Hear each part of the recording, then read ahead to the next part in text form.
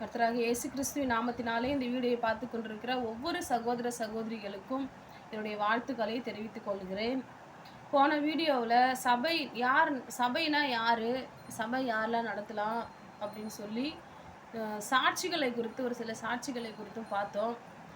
இந்த வீடியோவில் வந்துட்டு சபை எங்கெல்லாம் நடந்துச்சு, எந்த சூழலில் நடந்துச்சு அப்படின்னு சொல்கிறத பற்றி இந்த வீடியோவில் நம்ம பார்க்கலாம். வீடுகளில் நடந்த சபை, முதலாவது சபை முதலாம் நூற்றாண்டுலேயே வீடுகளில் தான் சபைகள் நடந்திருக்கு.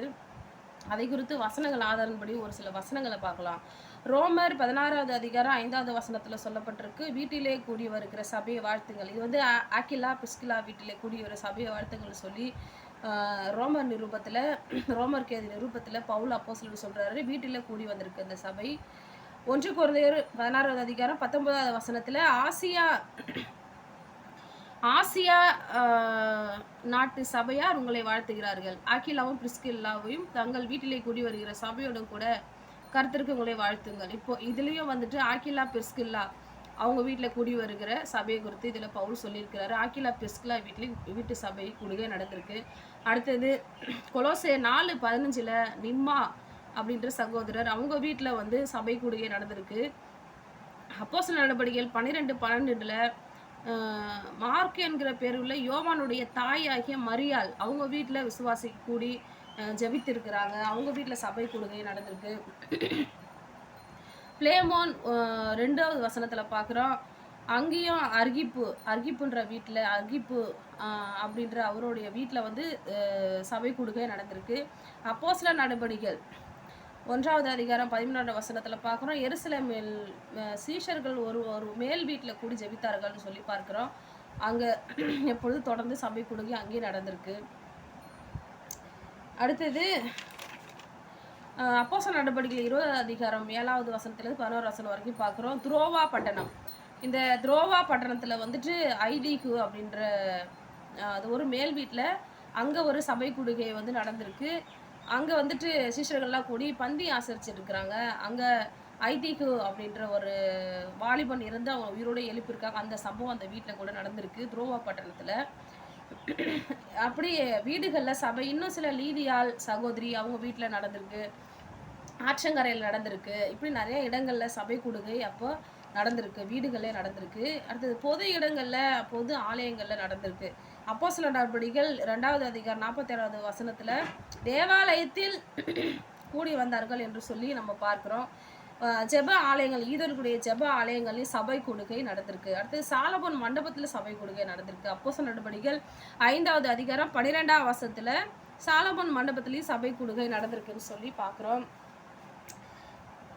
அப்புறம் எபேசு பட்டணத்தில் தின்னுவின் பள்ளிக்கூடம் அப்படின்றது, அந்த பள்ளிக்கூடத்தில் தொடர்ந்து அங்கே பவுல் அப்போஸ்தலர் போயிட்டு சபை கூடி அங்கே சத்தியத்தை அறிவிச்சிருக்கிறாங்க. அப்போஸ்தலர் நடபடிகள் 19வது அதிகாரம் 9வது வசனத்தில் இந்த வசனம் சொல்லப்பட்டிருக்கு.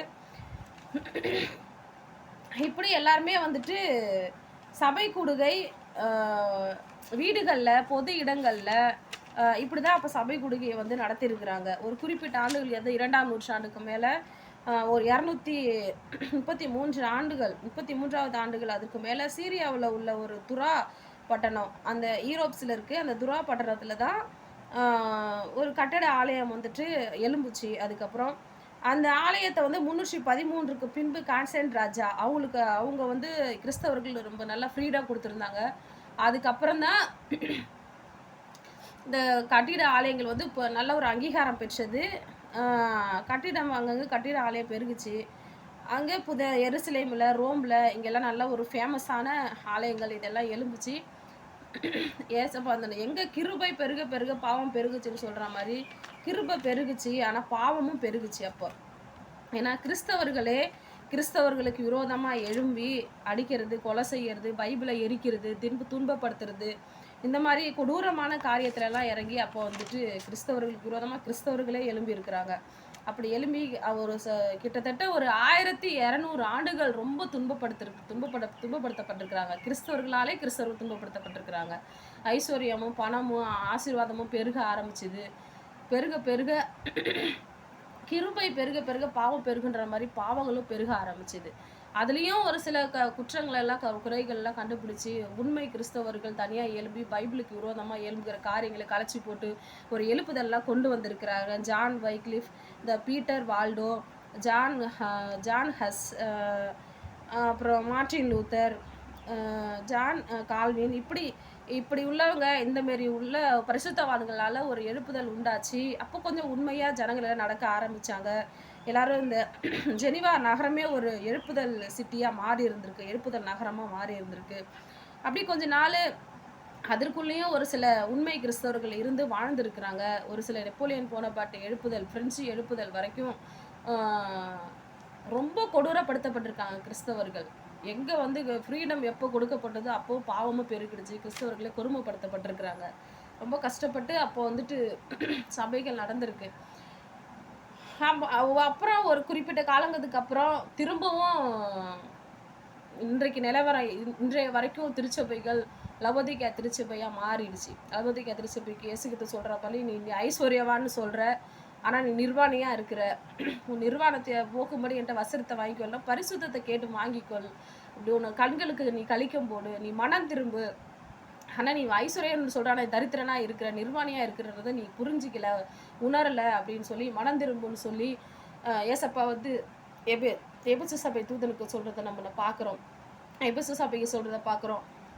லவோதிக்கேயா சபைக்கு சொல்கிறத பார்க்குறோம். ஏன்னா இப்போ லவோதிக்கேயா காலகட்டத்தில் தான் அந்த மாதிரி சூழலில் தான் இந்த காலகட்டம் இருக்குது, கடைசி காலகட்டம்.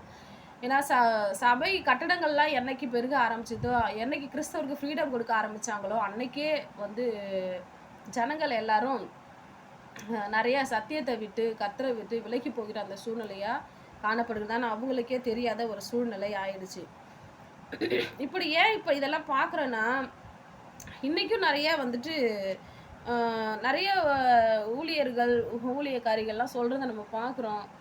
சபை கொடுக்க நடத்துகிறவங்க சொல்கிறதெல்லாம் பார்க்குறோம். ஒரு சிலர் என்ன பண்ணுறாங்க, எங்களுக்கு வந்து முதல்ல முறைப்படியான ஒரு சர்ச்சு இல்லை, ஒரு கட்டடம் இல்லை கூடி ஆராதனை பண்ண, அதனால எங்களுக்கு ஒரு ஆசீர்வாத குறைவுன்னு எங்களை எல்லாம் ஏளனமாக பார்க்குறாங்கன்ற மாதிரி சூழ்நிலாம் நிறைய பேர் நினைக்கிறாங்க. ஆனால் அதெல்லாம் தப்பு. நம்ம எங்கே கூடுறோன்றது பெருசு இல்லை, கூடுற இடம் பெருசு இல்லை, நாம தான் கர்த்தருக்கு பெருசு. நாம தான் வந்துட்டு நாம பரிசுத்தமாக இருக்கோமா, நாம உண்மையாக இருக்கோமா கர்த்தருக்கு, அவரோட வசனங்க எப்படி நடக்கிறோமா, அதை தான் ஏசப்பா பார்க்குறாங்க. நீ கூடுற இடத்த ஏசப்பா பார்க்கல. அப்படி ஒரு ஃப்ரீடம் கிடச்சிருக்க, சபை கொடுக்கைக்கு தடை இல்லாமல் ஏசப்பா வந்து நடத்துகிறாரா, அதுதான் நம்ம நன்றி சொல்லணும். அப்படி எங்கே கூடி ஆராதனை பண்ணாலும் ஏசப்பா அந்த ஆராதனையை வந்து அங்கீகரிப்பார், அந்த ஜெபத்தை அங்கீகரிப்பார், அந்த கூடுகையை ஏசப்பா அங்கீகரிப்பார். ஆனால் நம்ம கர்த்தருக்கு பயனுள்ள கர்த்தருக்கு உகந்த பிள்ளைங்களாக இருக்குமா, நம்ம இருதயத்தை தான், நம்ம வாசஸ்தலத்தை ஏசப்பா பார்க்குறாரு. கட்டடங்களையோ மற்ற இடங்களையோ ஏசப்பா பார்க்கல. அதனால் நம்ம பரலோகம் போவோமோ நம்ம சரியில்லையோ அப்படிலாம் யாரும் யோசிக்க வேண்டிய அவசியமே கிடையாது. எங்கே நம்ம கூடினாலும் தேவனை மகிமைப்படுத்துகிறோம், அதுதான் தேவன் வந்து நம்மளை பார்க்குறாரு. இன்னொரு காரியம் என்னென்னா, அப்போது ஊழியர் செய்த ஊழியர்கள், விசுவாச பிள்ளைகள், சீஷர்கள் எல்லாருமே என்னன்னா முழு நேரம்